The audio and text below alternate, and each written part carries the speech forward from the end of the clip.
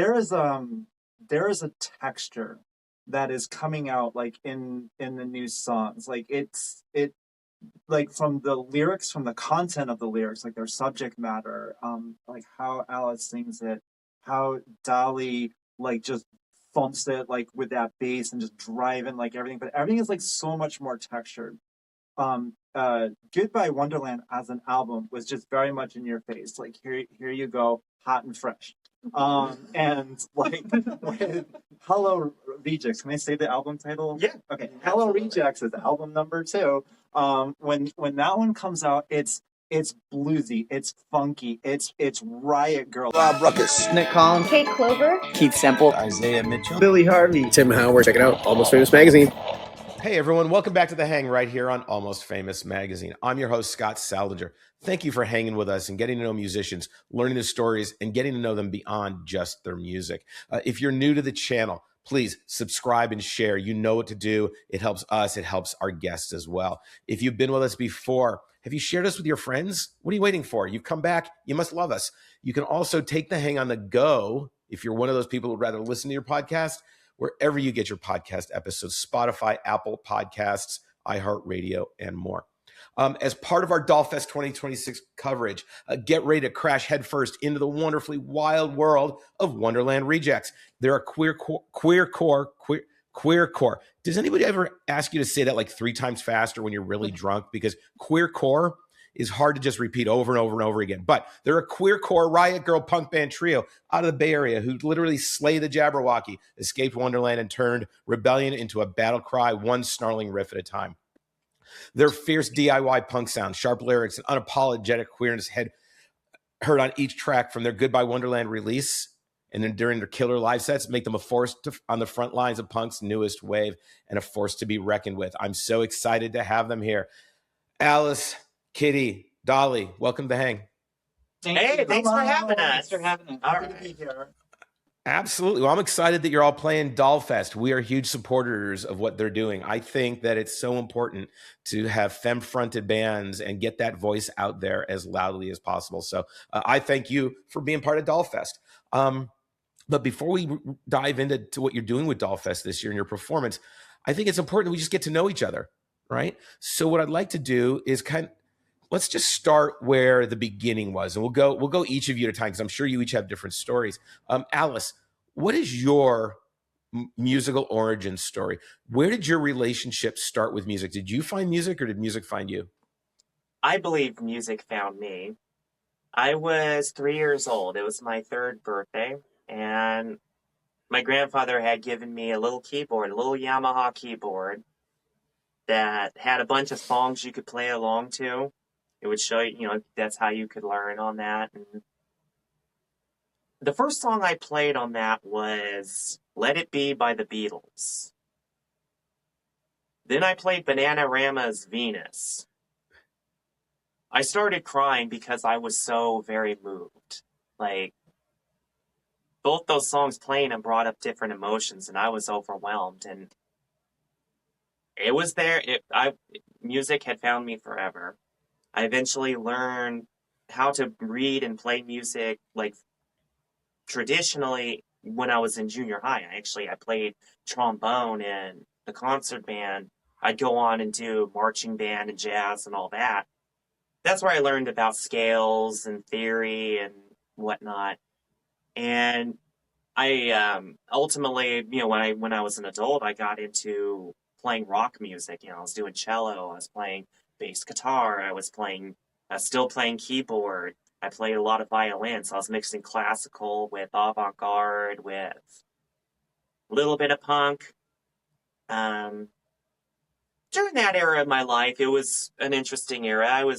I kind of had a very self-entitled view of things and had a not so good relationship with music. And so I took a hiatus and thought things over during quarantine, had some other life adventures, and ultimately came back to music with guitar, really just going into that and letting guitar be a foundation for not only rebuilding a more positive relationship with music, not based on addiction or bitterness, but out of love and community. So it was helping me grow as a musician and as a person. So, from there, I really got into a lot of the old school punk and old school blues. Um, how the old school blues led to pretty much all pop music we listen to right now. And it taught me things. I was able to put a lot of life lessons together to write songs more coherently and become who I wanted to be with that. And get into the riot grrrl scene. So music has always been my best friend, even when I wasn't necessarily the best friend to music. It's my home and my church. I love that for you. I think that's fabulous. I think that's really fabulous. Kitty, how about you? What's your musical origin story? Well, it took a little while to kind of get like where I am today. I loved listening to music, and I was always drawn to percussion. And it didn't matter like who I was listening to. If I was listening to Motley Crue or Nirvana or like whatever, it was just putting on my headphones, or if nobody was home, blasting music so loud that I weirdly by louder music I was able to hear the drums more, and that's what it was. And it was the stagecraft of that as well. It's not only just like like okay, I went to play the drums, but like how it looks on the stage in a grand format, like up on a riser, crap going off behind you, and you're just doing your thing, and just I was like, wow, that seems so impressive. And like not only did I love like rock and alternative music and things like that, like new metal, but I also liked like other types of drums. Like I love like taiko drumming. I love just like hand drumming, and it doesn't matter if it's like mando tons or cajones or like whatever. It's just that percussive beat. Unfortunately, though, I grew up in a family where pursuing like arts was not encouraged. I was press formed into athletics, which some of it I enjoyed, some of it I did not. But I never stopped like listening to music, and the discipline that I applied way back then with playing sports and other things I did in my life after, it translated into my professional music career, which has been going for just about 2 years now. So I didn't get like a lifelong as playing like a musician, but like I've always been there. I just needed to be physically behind the kit. Like when I moved to California, the first thing the band did is they sat me behind a kit at Guitar Center. I was still jet lagged and everything. It's just like, oh, okay, I do this now, and the rest is history. So yeah, I mean that's it in a nutshell. So the band kind of got their start at the Guitar Center, is what you're saying. Holy cannoli, that's a little accurate. Sort of. A little bit. I imagine we'll be talking about that in a little bit. We are, but Dolly, you tell me your origin story. Tell me your musical story. So my origin story with music started when I was also very young. I was about 4 years old, and I listened to the Beach Boys for the first time. And I was hooked. I was hooked on the song Round Round Get Her, It just grew from there. And eventually, like, before I hit high school, I found Iron Maiden. And I was like, oh, I have never heard any band like this. And from there, I just got into heavier music. And then eventually just found queercore, riot grrrl, punk. I love Joan Jett. The Runaways were awesome. Bikini Kill was dope. Like, and yeah, just I've been playing music from a very young age. Great. So, what did bring the three of you together? Tell me about the origins of the band. Maybe I was right. Maybe I was wrong. Maybe I was close. But why don't you give us all the story about how Wonderland Rejects came together? Well, all right. Dolly and I were in another band called The Feminine Urge. This was a project that came, like, when I came back to music and was coming back and making more responsible decisions. I started out just songwriting at a local open mic and just getting my reps in with that. and building a reputation with that. And I was like, hey, I feel like starting a band. And Dolly had hopped on bass and took to that really well. Because she's done a lot of guitar Yeah, I'd never touched a bass in before. like previous projects. So, she did bass and we were working together. We worked really, really well together. But, Feminine Urge was a project that was not meant to be long-term. I mean, and that's okay. Sometimes a project can be successful and it just lasts for maybe a year, and that's all it needs to be. And that was the case with that band. But during this time, we were talking with Kitty Cakes. We all met online and just got along so very well. We got very, very close, and we all became like family. There's the family that you're born into, and then there's the family that you choose. This is the family we all chose. And one thing led to another, and next thing you know, we're at Guitar Center. Because Kitty always wanted to play drums, and we're like, yeah, you can play drums. We're doing Feminine Urge right now, but we can do another project if you want to get some hands-on experience. Because there was a producer we worked with here locally in SF by the name of Roxy Roller, who got us a lot of our first gigs. He does that for a lot of bands around here. Very, very valuable service. And he used to say, hey, it's okay to grow up on stage. And that's a very powerful thing to say. Like, if you go in with a positive attitude, yeah, you can grow up on stage. And Kitty here is living proof of that. And that led us to the Guitar Center, which led us to Music City, where, we did a lot of rehearsal stuff before we moved into this space. And the rest is history. Wow. So is there a Guitar Center sponsorship in the works for you all? I don't know. We're taking it one step at a time. You got to take what we're doing. You got to take a sponsorship wherever you can get it, and people need to support their artists. So that's right. So the three of you get together and you decide you're going to go down a specific kind of avenue, we'll call it, for the music you're going to make. How did you start making creative decisions together, and what's the writing process like between the three of you? Okay. I mean, a lot of the stuff we write in terms of like a lot of the lyrics and a lot of the song structure, I do most of that, but Kitty has contributed lyrics. Dolly has contributed riffs. On a few songs. There's also the stuff that when we're just jamming, we're like, hey, let's jam for 20 minutes and see what comes out. A lot of stuff gets written through that as well.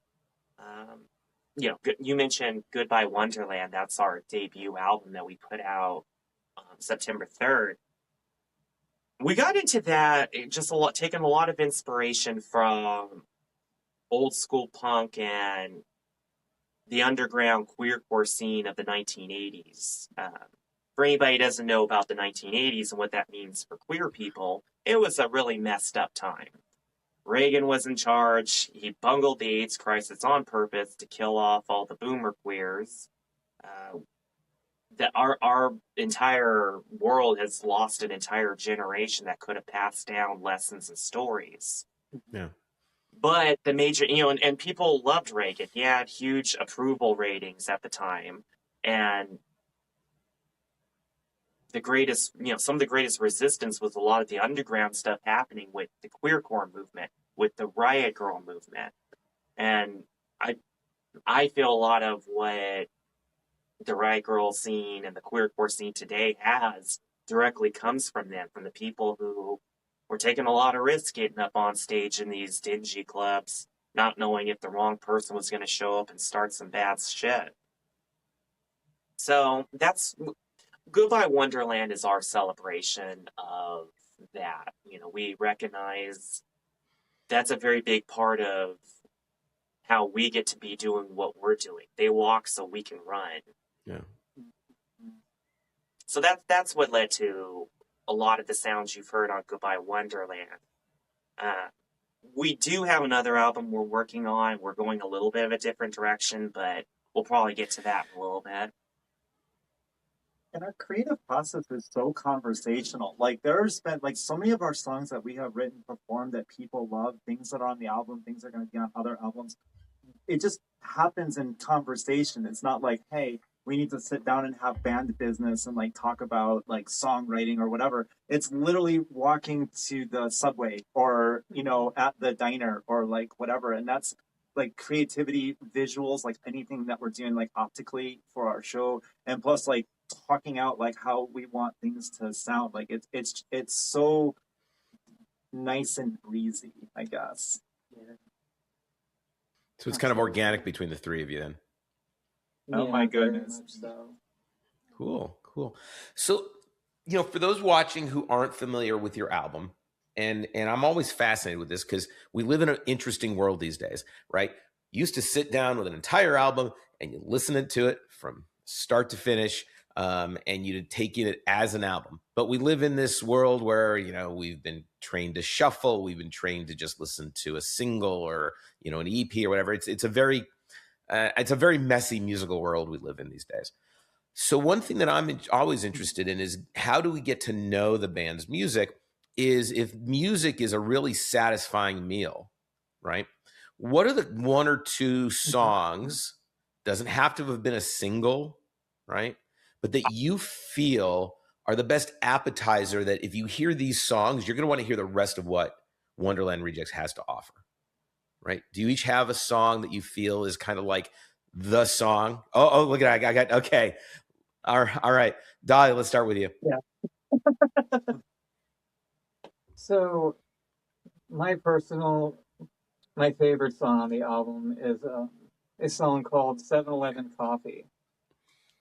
It was a song where it really taught me to be a better bass player. Before the feminine urge, I had never picked up a bass before, so I was I feel like my feminine urge was like my training wheels, you know? And then in this band, it's like, okay, take the training wheels off. You're free to like write whatever. I'm like, okay. 7-Eleven Coffee, she brings up, and it's like, yeah. If people heard this song and like, you know, heard the bass line, her voice, the guitar, the drums, like everything was just so put together so well. That's really like the song for me. Just because I grew so much from it. Nice. It's a great reason. Kitty, how about you? So after the album was completed, like it's the song that I love. Like if I think of like just listening to music, like as I want to hear something and I want to feel something, not necessarily what I want to play. Like if I was just a music fan and not a musician, I would say Toxic Stability is my favorite on the album. The album deals with this beautiful turn of phrase that Alice came up with, toxic stability. Like you're living your life and things are probably safe. Like, you know, you're probably warm, dry, have food, you know what I mean? Like, you know, a cat, a lawnmower, and a fence, or like whatever it is. But like maybe who you're living with and stuff like that is not treating you well, keeps you in a cage, keeps you on a leash, but everything on the surface is just a veneer. And that's like a sense of toxic stability. Like you can sit in that fly paper your entire life or you can do something about it.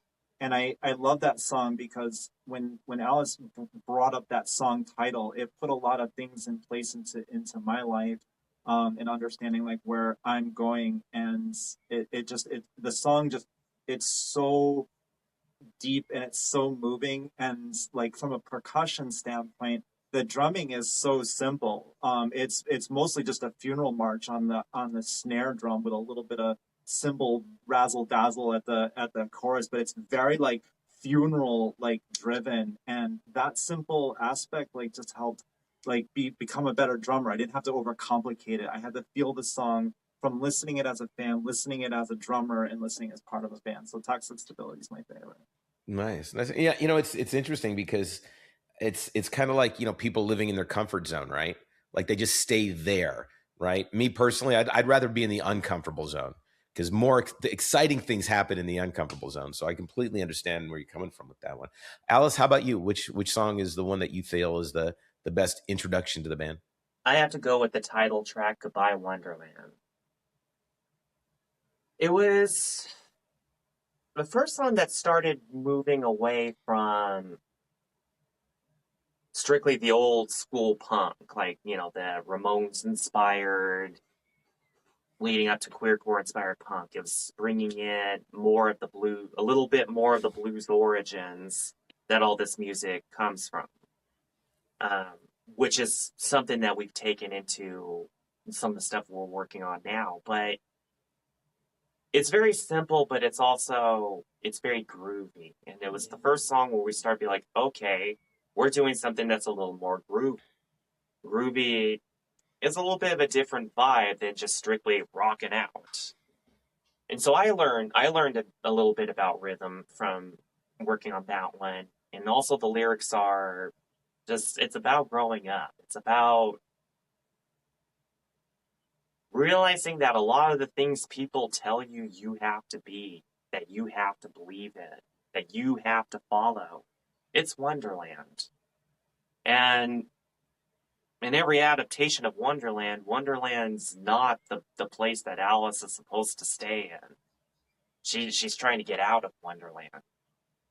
Yeah, everything's very bright, everything's colorful, people are smiling at you, and you feel like everyone loves you, but it's a veneer. It's an illusion. And that's where we came up with the band name Wonderland Rejects. We were, because we do have our own ways of approaching things, even in our own community. And one night we were talking about like, oh, we got to come up with a good band name for a bunch of Wonderland Rejects. And then we all looked at each other and we're like, that's it. And Goodbye Wonderland, it really tells that story a little bit. Yeah. And also brings in a lot of personal stories about needing to grow up, needing to pull one's head out of their butts and make better decisions and be 1% better every day. That's great. And absolutely, we all should strive to that. If we just make that 1% incremental change, we end up accumulating a monumental change. So I think you're absolutely on spot with that.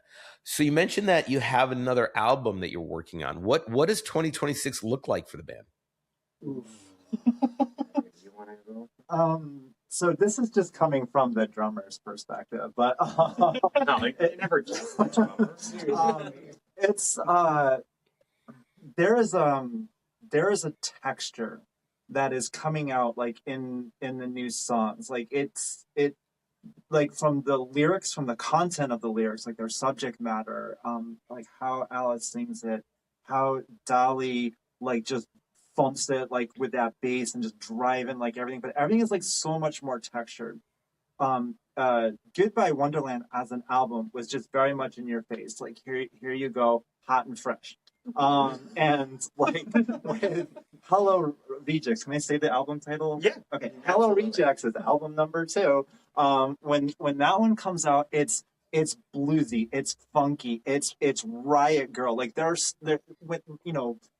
when we're thinking of like our favorite bands that we each have and our influences either musically or like whatever, like it's all like really like coming together in this album. So it's making almost like its own version like of these things. Like I don't know, like it's so unique and it's so textured in layers, and there's the sound, like oh my goodness, it's I don't know, talking about that 1% better every day. I think this album is going to be proof positive of what that's like for anybody that's seen us from the start of our journey to Yeah, now. that's great. So. That's great. I mean, it sounds like the three of you are there's an evolution going on.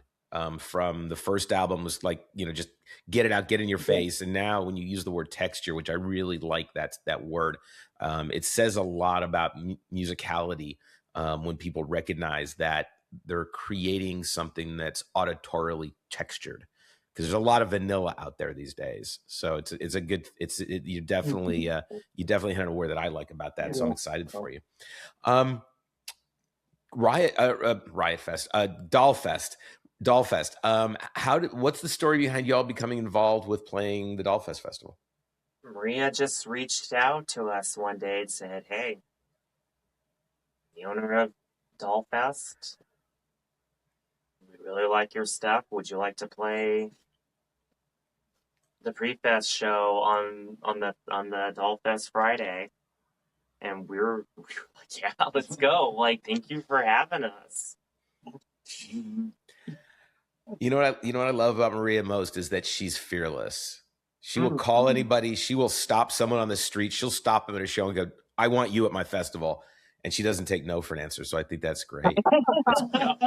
She's awesome. Seriously. She is. She is. Excuse me. One of the things that, we all kind of work through these days is the fact that we live in this always on kind of world, right? And, if you're a musician, you're now a creative. If you're a painter, you're now a creative.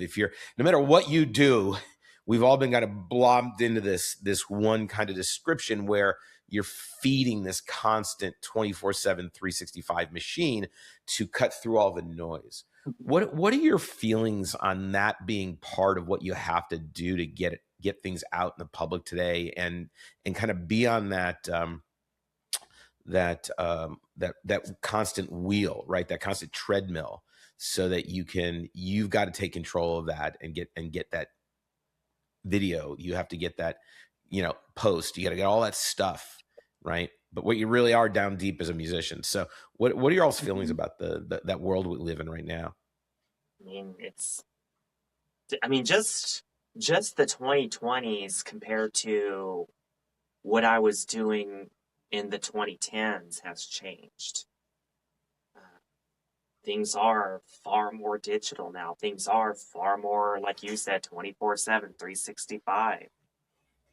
It's like you have to always be doing something on social media. Like, we're all pretty burned out with social media, to be honest with you, with all the current climate, let's just say. But we still do it. We still show up because it is, we love what we do as musicians. This is a dream come true, but it is also a business. It is a job as well. And that's something important to remember. And like doing the social media stuff is part of that.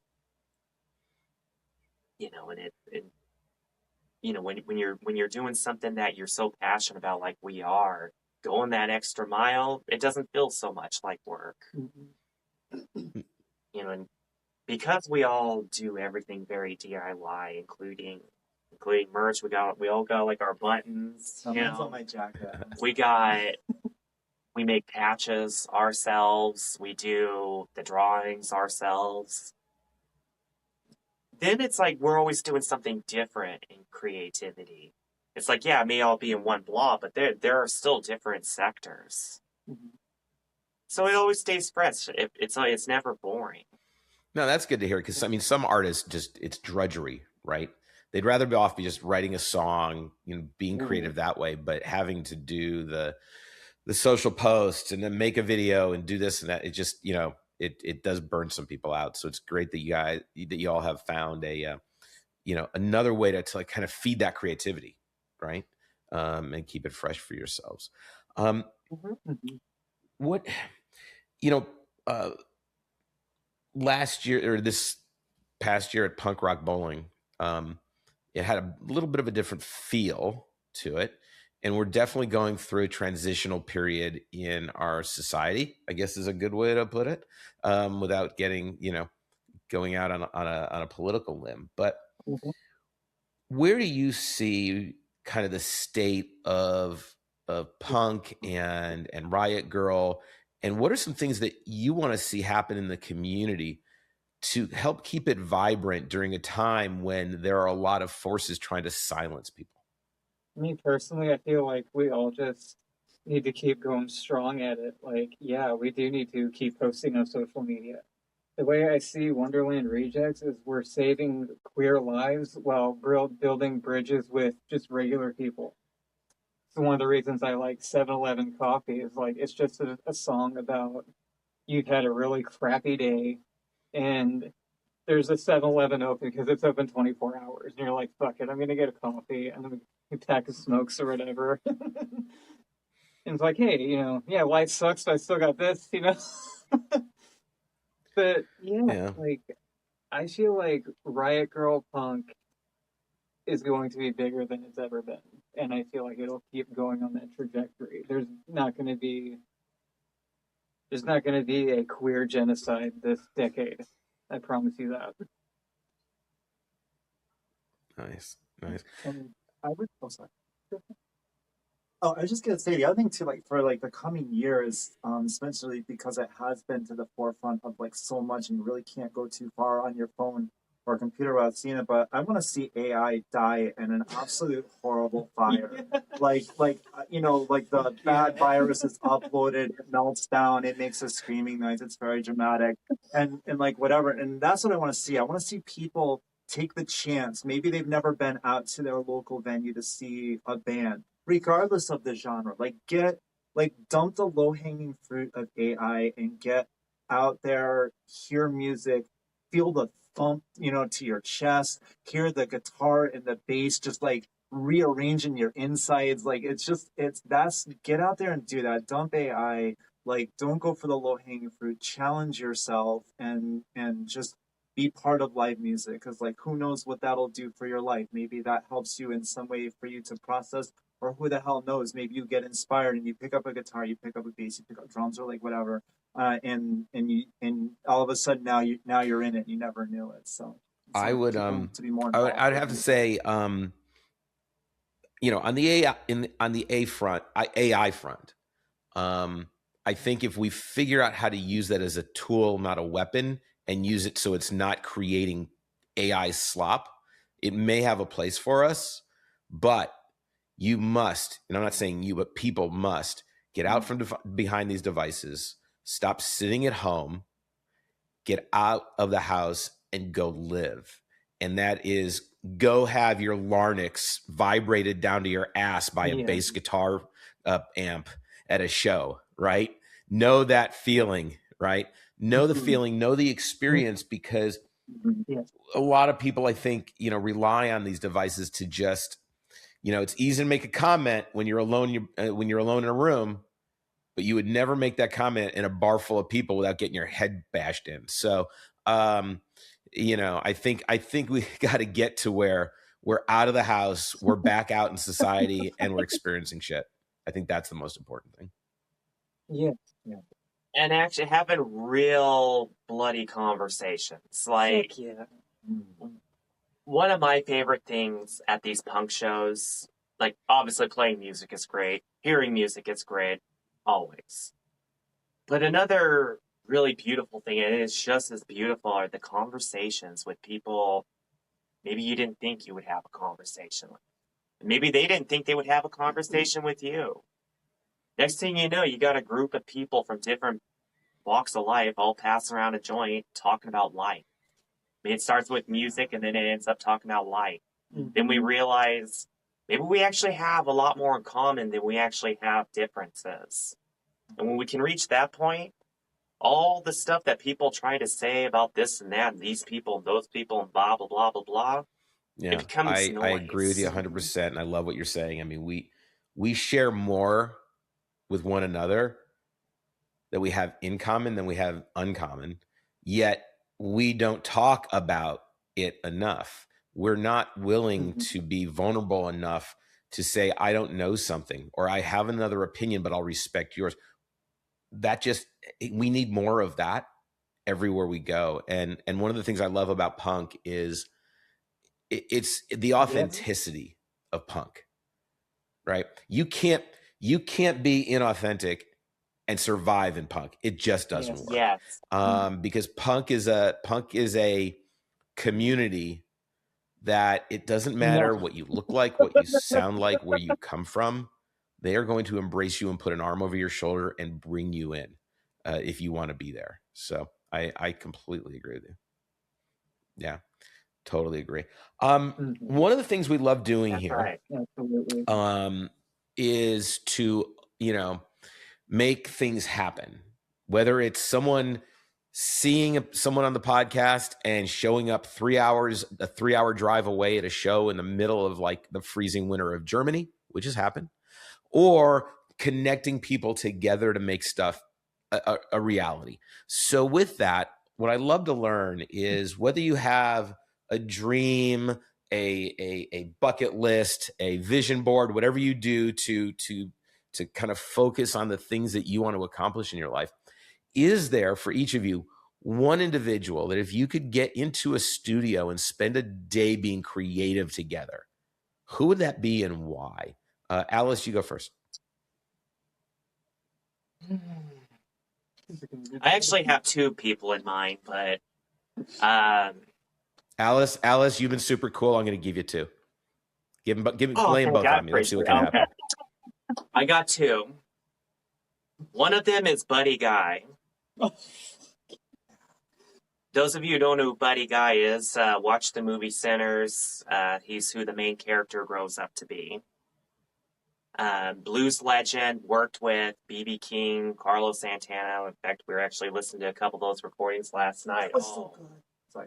But he's a blues legend who has gotten overshadowed by people like B.B. King and Muddy Waters, and Chuck Berry. He's been mistaken for them, but he has his own unique sound. And he's still alive. He's in the Chicago area. He plays now and then. It'd be cool to work with him, chat with him about his history, because he's got some stories. He's got a lot of stories, and he's known a lot of these blues legends that I personally look up to. The other person is Joan Jett, like another femme who sings and plays guitar, of course. Like, she kicked down a lot of doors herself. I feel like we'd work so well together and have some So great if you're watching and you know Buddy Guy or Buddy Guy's people, or you know Joan Jett or her people, you know what you got to do for Alice, right? So go out and do it. Kitty, how about you? Oh my goodness. It's sort of like kind of like changed a little bit. And when we were talking about like our next album and like how everything has just become like more textured or whatever, that's a byproduct of us, you know what I mean? Like, just evolving as musicians. So like my thoughts, like if you had asked me like a year ago, like are probably different than today. So I would say today, if I was to meet with anybody, it would be Christoph Schneider of Rammstein, the drummer for them. There's just a vibe. Like there's such like a sense and everything is just so precise. But and I don't know why, like on YouTube, like there's such a small amount of like drum cam footage like of him, but like everything is so serious and so precise and it's so textured amongst everything that is Rammstein. Yet he's a bit of a goofball, like behind the kit, like too. And it's like sometimes like if you're watching like one of the big Rammstein shows, you can be like, oh, like you can catch it like in the background. So like between like his stagecraft and just how he creates the drums for Rammstein, I feel like taking that and bringing that to a Riot Grrrl punk little bit of bluesy thing, like oh my goodness, like that just that makes a happy music marriage in my head.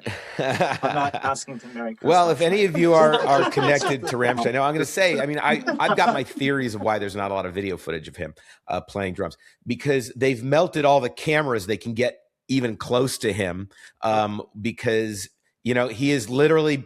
I'm shocked he's never been like cooked like a rotisserie chicken sitting behind the drum set at a Rammstein show. Given the fact that every show is not only a figurative but an actual 3-alarm fire. So,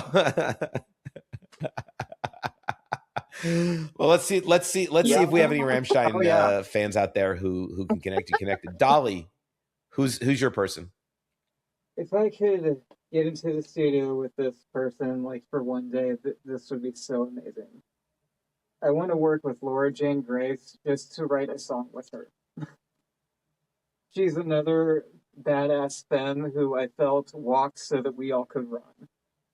And whether it's writing a song with her, just talking with her in the studio, or just having a little jam, I would die happy. All right, everybody, you know what to do. Let's make Dolly's dreams come true. Before we go, everybody knows we are huge supporters here, that we have to do what, everybody? Shout it out at the screen. Yes, support your musicians. You need to buy their music. You need to buy tickets to shows. You need to buy merch. You need to support artists because art isn't free. And just as it would happen, Wonderland Rejects has a Bandcamp. All the links will be below that you can go and buy their music. Support this band. Support the bands that make you feel good when you listen to their music. Please. It's more important than ever because there are a lot of factors in the business these days that are not treating artists well enough with the respect for what they do and rewarding them with something so that they can have this as a career and sustain their lives without having to have, I don't know, 4 or 5 different side hustles while they're trying to make music. So please go out and support the band so the girls aren't like driving around, doing Uber Eats. So, you know what to do. So that with that though, one of the ways that we like to kind of wrap things up here is talk a little bit about, when you're not making your own music, and you obviously, the three of you had some amazing influences on you. So this is going to be fascinating to me. When you're not making music, when you're at the gym, when you're out walking the dog, hanging out with friends, I don't know, taking a hike, whatever you want, whatever you do that's not making your own music. If we're just sitting around together and we're having a drink, we're having a meal, and you're like, Scott, holy shit, I'm listening to this person. You've got to turn on to them. Who would 1 or 2 of those people be for each of you and why? And we're going to go in the opposite order. So Dolly gets to go first this time. But Dolly, who are a couple artists that you love listening to?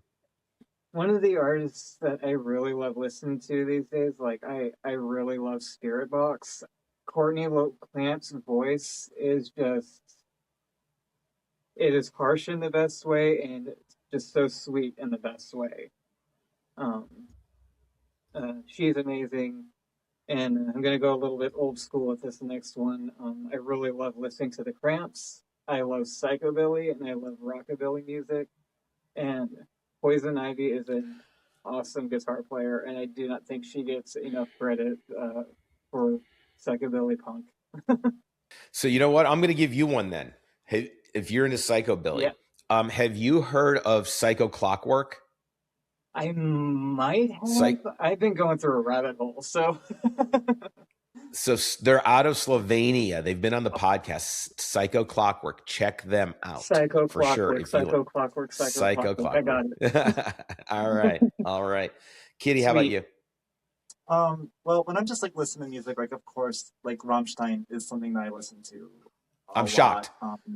Yeah, right.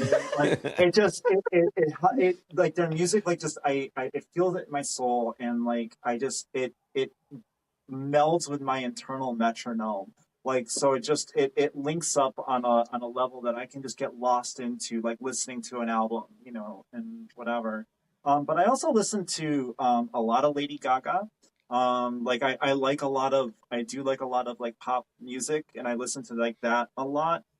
Mostly because again, like it's sort of like that get up and dance beat. It's a lot of doof, doof, you know what I mean, like that, just sort of like beat, like, and I don't know, like, and I love that because again, it just like it just lines up, and Lady Gaga does it fantastic. So I would say like those are the two that I bounce back and forth between the most when I'm not. I like that you use the word meld in regard to Rammstein, considering that you could probably like use the heat and the flames from the stage to like arc weld 2 pieces of metal together for sure.